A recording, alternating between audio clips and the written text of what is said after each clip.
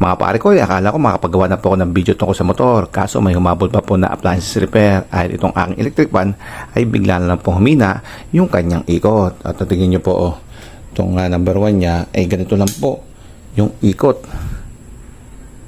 So yan, nakita nyo, halos parang nag-aama namin pa po bago siya umikot. Yan, number 1 ho yan. At pwede nyo nga pong pigilan yan ayo. Dahil halos ayaw nga po niya umikot mistuck na ho siya. So ito naman po yung number 2 niya. Ayan number 2, konti pitik pa yun, mandar. So yan number 2 yan mga pare ko Pwede natin yung pigilan dahil ang hina-hina So try naman natin number 3. Yan, number 3 yan. Ibig sabihin malakas na malakas so dapat yan.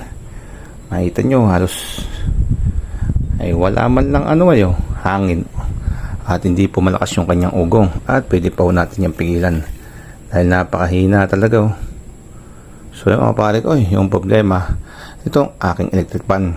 Ganyan po ang problema ng yung electric fan, mabagal umikot o kaya naman po ay ayaw umikot at umuugong lamang, ay itong dalawa na to yung posibleng problema. Unang-una po dyan ay may pumipigil po sa pag-ikot. Pag ganyan po mga pare ko, posibleng mechanical side na po at ito na po yung inyong titignan dyan, yung bushing niya. Baka yung bushing niya ay kumakapit na po sa shafting. Then palawa po ay yung gearing naman po ng swing. Ayan, tingnan nyo po doon, baka may sumasabit po na gearing doon, kaya po nahihirapang umikot itong kanyang LC. Second po is kulang po yung nagpapaikot. Pag ganyan po, electrical side na po yan at ang titignan naman po natin dyan ay yung motor na po mismo at yung kanyang kapasitor. So number 1 po, anong sabi natin? Mechanical side. Tingnan po natin kung magalit po yung pag-ikot niya. At base po sa ating nakikita at nararamdaman ay piriling-pirili po yung kanyang LC at wala pong sumasabit. Kumbaga smooth na smooth. So pag ganyan mga pare ko X na po yung mechanical side dahil hindi po yan ang problema. Doon na po tayo sa electrical side at titingnan po natin yung kanyang motor at yung kanyang kapasitor. Dito naman po sa ating electrical side, ang kauna-una po natin checkin ay itong ating kapasitor dahil siya po yung pinakamadali ma-check kung may problema.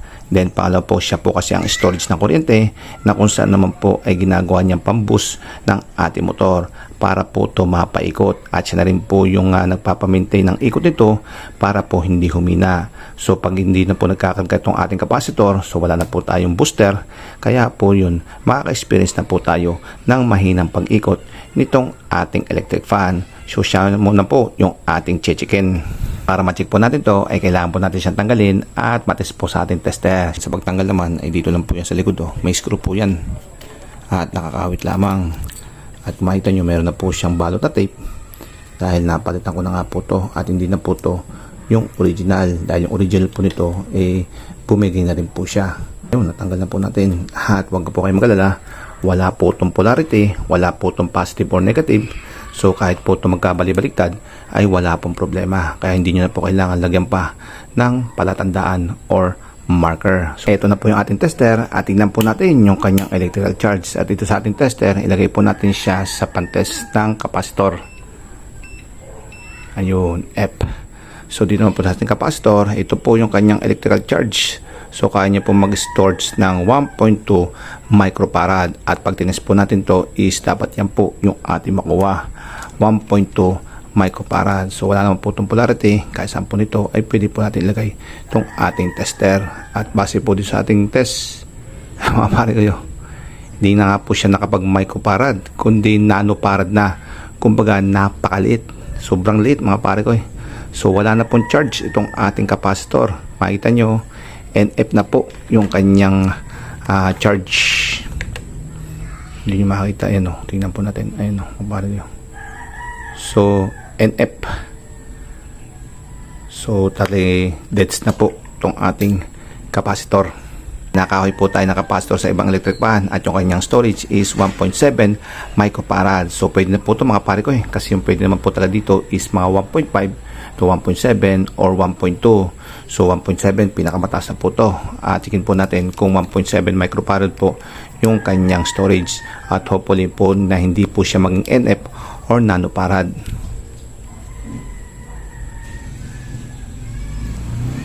So mga pare ko kita nyo po ba na nasa 1.5 po microfarad yung kanyang storage.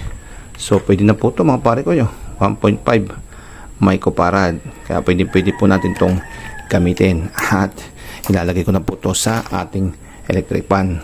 So wala pong polarity itong ating kapasitor. Kahit saan po dyan ay pwede. Kahit po magkabaligtad ay pwede din po. So ito hindi na po natin hihinangin. At yung gagawin lang po natin dito ay ito-twist lang po natin. Dahil pag nagpalit ulit tayo ng kapasitor, madali na po siyang tanggalin. Dahil kung makikita nyo naman po yung ating kapasitor nasa 1.7, bumaba po siya ng 1.5. So ibig sabihin ay pababa na rin po yung storage capacity nitong ating kapasitor na ipapalit. Kaya yun, handa na ulit tayo sa susunod nagpapapalit sa kanya.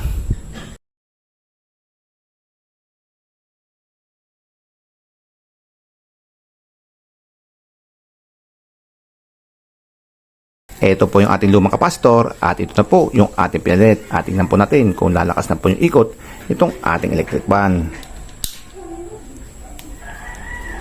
Ay lumakas nga mga pare ko. Kung maririnig nyo po yung ugong niya,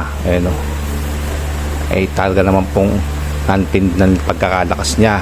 Then number 2 po natin, tingnan natin. Ay mas matindi pa po ito mga pare ko. Talaga namang at sigurado po tayo number 3. Ayun, mas malakas po. Hindi po tulad kanina na akala mo yung nag-aama namin sa pag-ikot. At naman po, so number 1, tingnan natin. Yan po yung ating number 1. At parang ayaw ko na siyang pigilan dahil ang lakas po ng kanyang ikot.